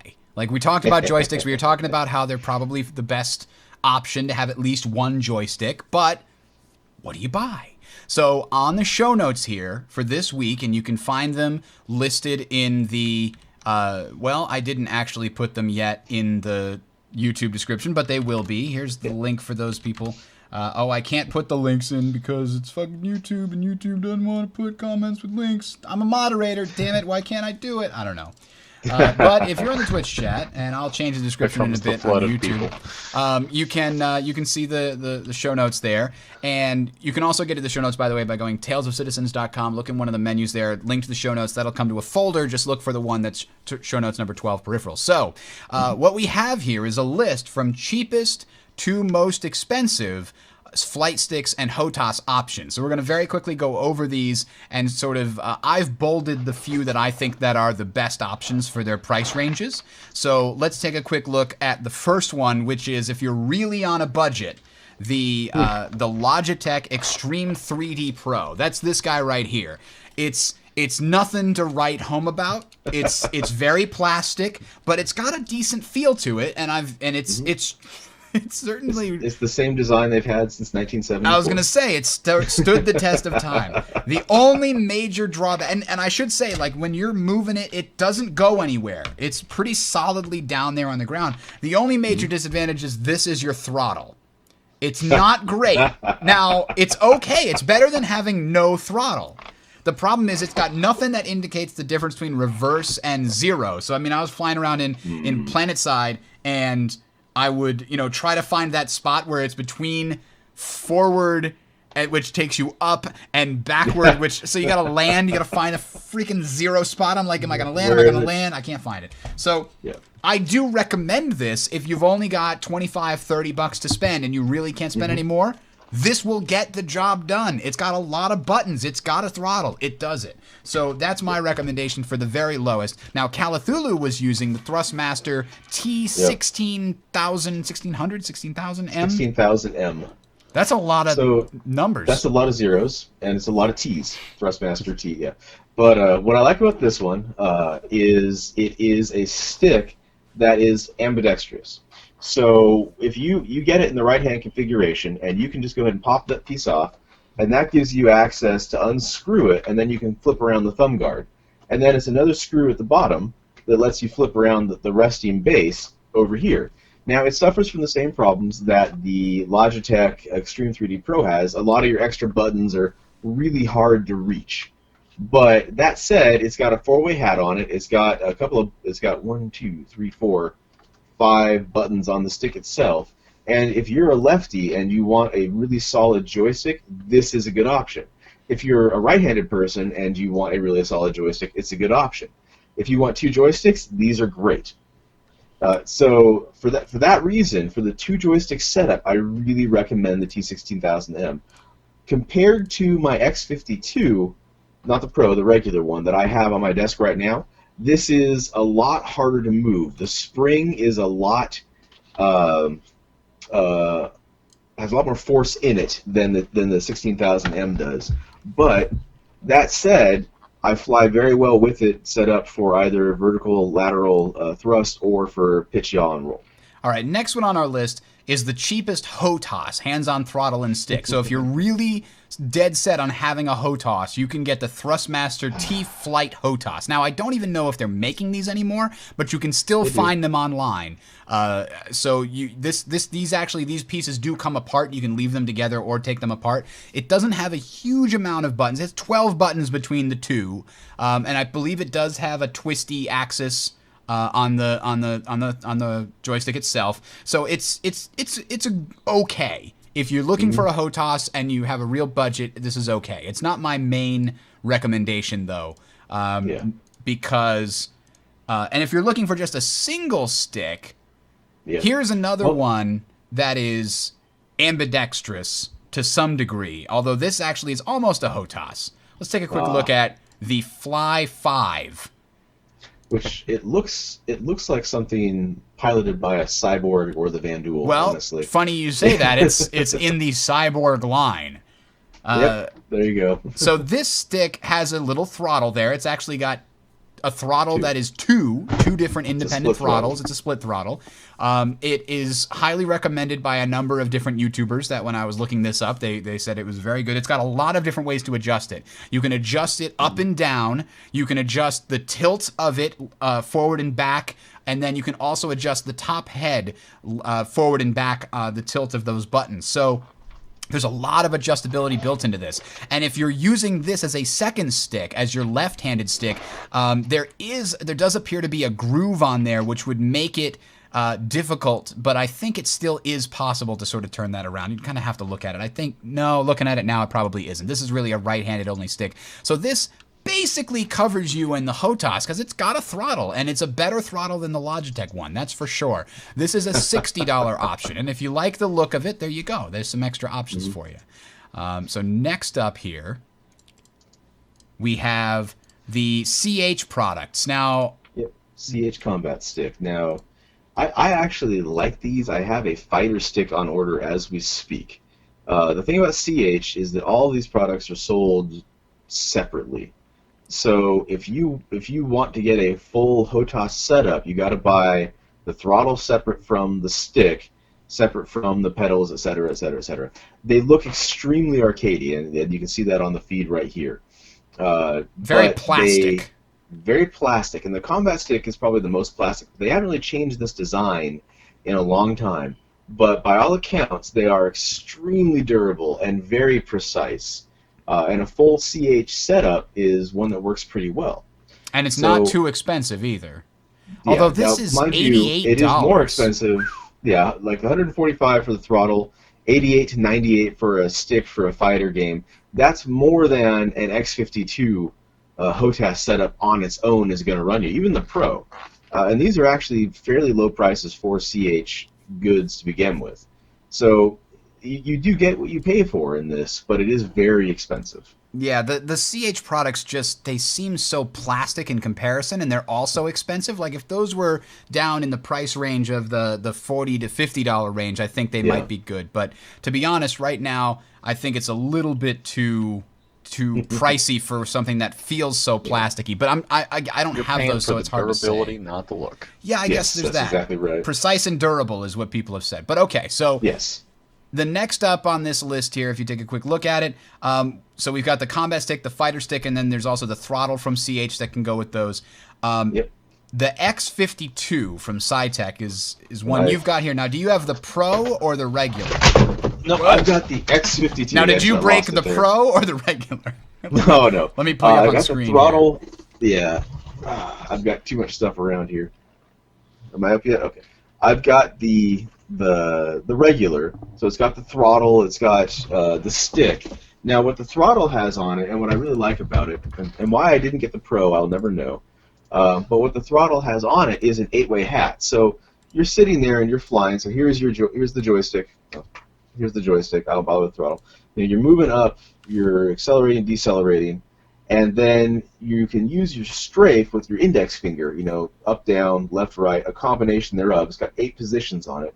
But again, it's all off and on. So if the game allows for an analog control on strafe, you're going to get a lot more precision if you can use another stick for it. But as it stands now, you can do everything you need to with your throttle hand for your lateral and vertical thrusting. All right, so now the X52, the regular version, comes in at around $112. You can find it online. Yeah. The Pro version is about $140, and I've heard that recommended because and we'll pull it up here, it has a more heavy-duty look. It's got a few metal pieces on it, and so it feels more like a heavy-duty stick, essentially. Yeah. So I've heard it recommended for that reason. And that is my complaint with the X52 all by itself. It is a little light. So when I'm really jamming that stick over, oh boy, does it pick the bass up a little bit. So the way to get around that is suction cups on the bottom. It does have little mounting hooks for it, or you can actually put screws in. Duct tape is always good. That works out for just about everything. It fixes almost all problems.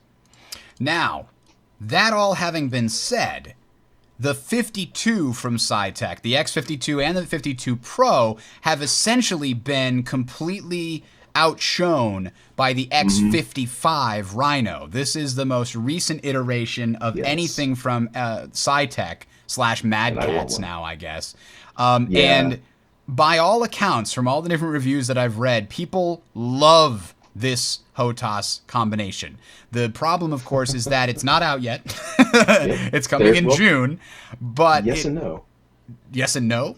yes and no. It's coming in June, but people are already receiving them. Okay, there you go. So there are already some out there in the wild being reviewed live for flight sims and that. So I guess they got them out a little early, but I understand that the drivers are still not quite there. Oh, It's not yes. officially released. It's not officially released, and it was just a mistake on Cytec's part when they shipped them early for the pre-orders. Not 1, not 2, not 3, not 4, but 5 hat switches. 5 hat switches and a little mouse joystick. Yo, No. dog, I heard you like hat switches. Yeah, right? I'm not sure why you need that many hat switches, to be honest. I can't imagine. I mean, okay, let's walk through a scenario. Hornet turrets. Hornet turrets. All right, so you got like a gun. Each camera for the individual turret. hat switch controls a different turret? There's an idea. Or weapon selection. I got my IFF missiles. I switch over to the heat seeking. This one turns missiles off altogether. Actually, at that point, I'm out. I've got 2. 2 possible hat switches. Yeah, so anyway. Maybe 1 head look. This appears to Headlock. be That an would be good. extremely good option. The quality is very high, the feel is very good, and the ability to change out the springs to get the correct tension that you prefer Yes. has been highly lauded as one of the great things about this stick. It's also got, let's see, trigger, thumb, index, and then I know there's 2 on the back of that as well. Yes. You can see here there's another 2 for the pinky switches, so you got a lot of switches for main weapons and backup weapons. And then on the actual throttle, you've got a button for your thumb, you've got like 2 different rotary switches there, you've got a number of different switches for status changes for things like, okay, turn on the IFCS, turn off the IFCS, and then again, on the other side, you have a rotary that controls the tightness there. But then you've got a triple way hat, and you've got 2 other buttons that are perfect for things like countermeasures, like flares and chaff. So there's a lot of different options. I can't imagine you not having enough buttons on this setup. Yeah. So Now, one question someone asked is, why would I want a split throttle in Star Citizen? the answer is And- probably you don't. Yeah, actually, that seems to be the consensus. The answer is probably you don't. But I had a thought that I think is interesting. Bear with me. Is what if you use one throttle as a throttle, and the other throttle that you're using there is like power to shields? Maybe you can set up 3 or so different, and then the proportion of what you've set balances out where you're going. So, I'm using the one with all the buttons on Or as hell, the that actual could throttle. even be power to forward Or- versus rear shields. There you Or go. weapons. Or weapons, yeah. So you could use, this. This I is think the the proportion I rotaries would want be to the really good shields. for that now that I think That's about it. true, Those too. rotaries would be great. So if you could set up an axis of what the power to everything is, you got to use for every single one of those things, and the split strafe. So, or split throttle, sorry. Actually, And then, that's where one of the hats could come in, because he's mentioned go. you could have different kinds of shields. There's like a bubble shield, which is all you don't have any directional. Then there's like forward versus reverse. You use an 8-way hat to set up like, okay, when I push it to the left, then it's going to send extra power to the left side of the ship, to the right, to the power. Then Yep. if I put it to the top left, then it sends all the power to the guns and forward, and the top right is shields and forward. And it's like, wow, okay, now I'm getting a little too complicated. But anyway, so that's the X55. Not quite out yet. It's $200 at retail. So that's one of the disadvantages to it. So Now, if you're looking there's- for a HOTAS, go ahead. There's one other concern with every SciTech product, and that is the build quality. The X52 line, both regular and Pro, has apparently been plagued by problems where they break after a few months of use. Ooh. It remains to be seen how well the X55 is going to do in that regard. I wonder how long they the do warranty Throw it is, across the though. room. Well, there's that. But even people just do not jam on the stick too hard. It might break it, something like that. So if you buy one, you should know that it does come with a SciTech warranty, and you can send it back in. But maybe after 12 months it breaks on you, the warranty's out, or whatever the warranty happens to be. That might be a problem. All right, so, hey, Wonder Dog, good to have you. Good friend up from the old Team Sportscast Network. We call the shots, for those of you that remember that far back. The final product we have on today's little rundown is the Big Daddy, the one, the only, the Thrustmaster Warthog, clocking in at $500. If it wouldn't Because end you in kinda hate divorce, yourself. if it wouldn't end in divorce, I'd consider it. But I'm pretty sure my wife would leave me at that point. My God, that's a lot of money for a joystick. Yeah. The other That thing, said, it is It is modeled after the F-16, I believe. No, the Or A-10, the the A-10. Warthog. A-10. Thank you. I knew that. I just said it the wrong way. It is modeled off the A-10, and apparently it is quite accurate. The the feedback you get from the stick, the weight of it, everything makes it just an awesome thing to use and own. And it comes from one of my favorite stick manufacturers, Thrustmaster. So, When I look at these, it always makes me wonder, because it just, comparing this one to, for example, the Rhino, the Yeah. Warthog, because they chose to model it after a real world control system, I feel like that limits it to some degree, because it just feels like there's less buttons in less useful positions on this setup. very true, but it's also pretty ergonomic. Like it is built with, keeping your hands comfortable when you're using it. Now So that you're right. It is more limiting, and also bear in mind the X55 Rhino was made in competition to this device. Right. They're going after that market. $300 cheaper. Yeah, exactly. That's why I Is can't. it worth? Even if I had the extra $300, I'm not sure I would prefer this one just by looking at them. Now, it may be that the feel of this one is just that much superior, but based on what I heard, the X55 has a really good feel. And people who Yeah. have been using the X52 have said, I've thrown it out, I'm using the X55, it's just that much better. Yeah, that's what I've heard as well. And it looks like for right now, the new hotness is the X55. We'll have to see where the durability comes in on it. The Warthog is known to be a really solid product. Yep. It doesn't break, it doesn't go wrong, it just keeps working. The biggest problem you have is the springs wear out from using them, which every joystick has.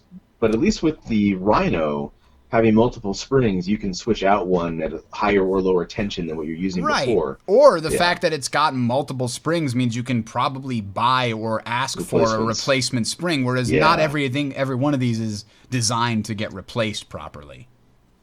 Indeed. Okay, we are way over time here. We've got to get to but there was a lot to talk about today. I'm glad we got that all under control. We took like 16 different back roads to get to where we were trying to get to. So thanks guys for tuning in. We're going to get to our Team Legacy chapter meeting. Now, if you are interested, Team Legacy is recruiting for Star Citizen. We have teamlegacy.net. There's a button on the left you can hit that is the recruitment button. And we basically, the best way to put it is we're looking to be the cavalry.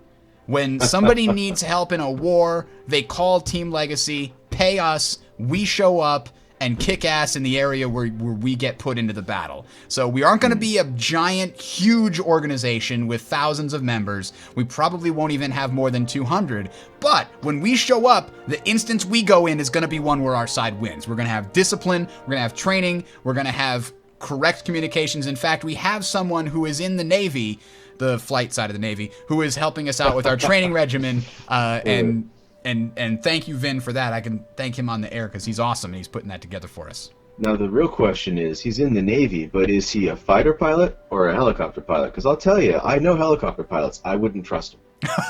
Oh, look out. Shots fired. Shots fired. We'll have to resolve that on the next Tales of Citizens right here on the Sound Strategy Network. I am Bridger. Thank you to Calathulu. Thank you to Gray. Next time we see you, we might be talking about our hands-on with the Arena Commander Alpha. We can only hope. Wow. Yeah, that's optimism. Cross fingers. It's almost here, guys. It's almost here. All right. Why don't we finally sign off, get to our chapter meeting. We've got training this week again in Star Conflict. It's going to be a lot of fun. I wish you guys good luck. Remember to see us next 2 Sundays from now, which is the 11th of May. That's when you can catch us.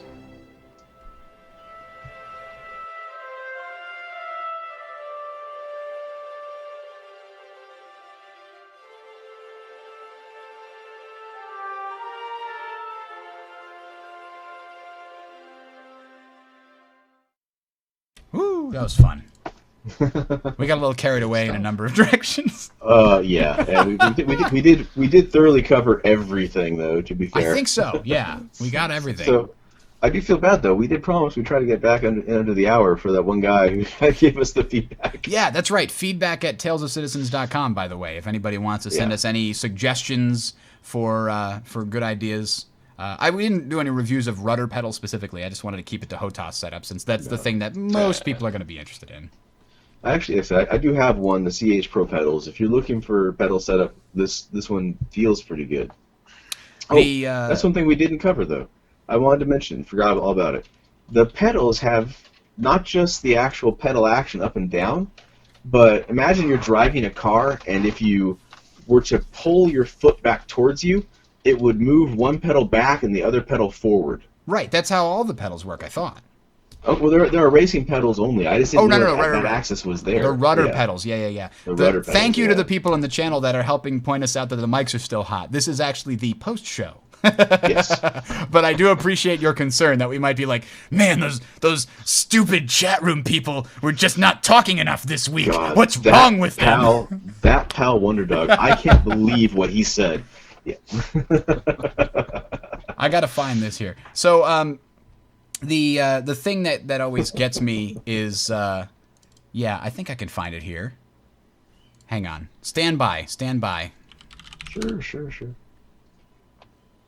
No, it's in here. Stand by. You're still sharing your screen there. Oh, am I? I am. Yeah. Oh, yeah, he's still sharing his screen. Let's see. Unshare. There we go. It's a great feature, but I didn't want you to see all the porno I keep up here. I know, right? That's Or pretty maybe heinous. maybe you did want to see it. I mean, not everyone's into tentacles, but Well, only for the first couple of seconds, and then it all just got awkward. I'm trying to find this, and I can't find it. It's in here somewhere. Hang on. It's coming. I'll find it. How about... Oh, yeah, there it is. Oh my goodness! Holy Hannibal Lecter, Wonder Dog, that flag was returned right on the stand, feet away from a cap for 5150. Holy Hannibal Lecter, am I supposed to say, quick alchemist, to the Wondermobile?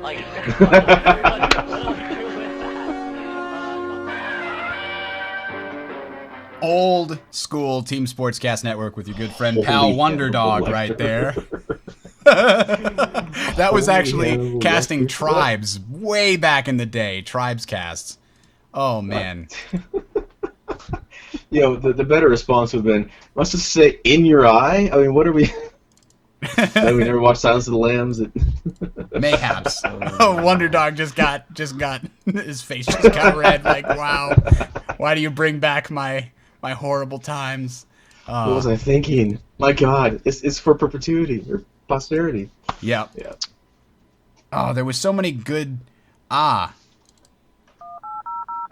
and thank you for calling TSN. All of our DJs are currently trying to make the VCR stop blinking 12. Please leave a message after the string of curses. Stop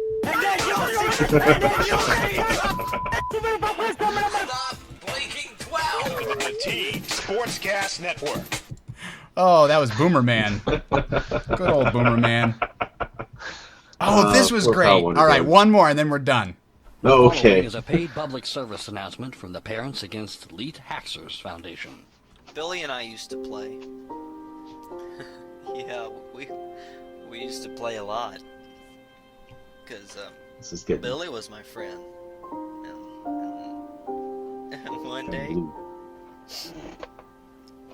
Billy and I were playing. Billy was shot through a wall. Please, don't let lead hackers affect your life. If you know or are someone that needs help, please do the right thing. Man, you know what I'm missing, and I don't know if Wonder Dog has it, but somebody made a trailer, just an audio trailer, for a Counter-Strike the sitcom, and I have no idea where it went. It was the most hilarious thing I'd ever heard. Like, somebody's like, honey, I'm home, and it's like, oh, did you bring the hostages with you? They were right behind me. Oh, they're stuck on a tree. Laugh track. Like, it was fantastic. Oh, man. I really wish I could find that. That reminds me of someone who did. Let me link it to the Twitch chat here. Oh, that's just so totally wrong. I hate Google for. I doing hate that when thing in Google there. does that, when you try to copy it from the yeah. Yeah, okay, here, try it again. So, in the Twitch chat it goes. I can't do it to YouTube because, unfortunately, YouTube would then yell at me. But the point is, this is The Shining recut. Oh, It I is love a those. trailer for The Shining as the all-new romantic comedy. It uses actual footage from the show or from the movie, and it just recuts it so it sounds like a lovely weekend getaway. It was truly awesome. If you've seen The Shining, it makes it a hell of a lot funnier. Not everyone I realize has, because some of you are just far too young for this stuff. But there you go. All right, I have to shut this off because we've got to get to the meeting. We're supposed to be doing that 15 minutes All right. ago. So thanks, Okay. guys, for tuning in, and check us out in 2 weeks. We're going to be doing another Tales of Citizens, and hopefully it will be talking about the Arena Commander. If not, we're going to be talking about competitive gaming and how that affects Star Citizen and the leaderboards they talked about. It's going to be great. So have a good one, everybody. We'll see you in a couple weeks, and See you in 2 subscribe weeks. if you have not already, because then you'll find out more stuff about it more soon. Recently, in time, stuff, things. And not just the last minute like usual? Not just last minute like usual. Okay. All right. See ya.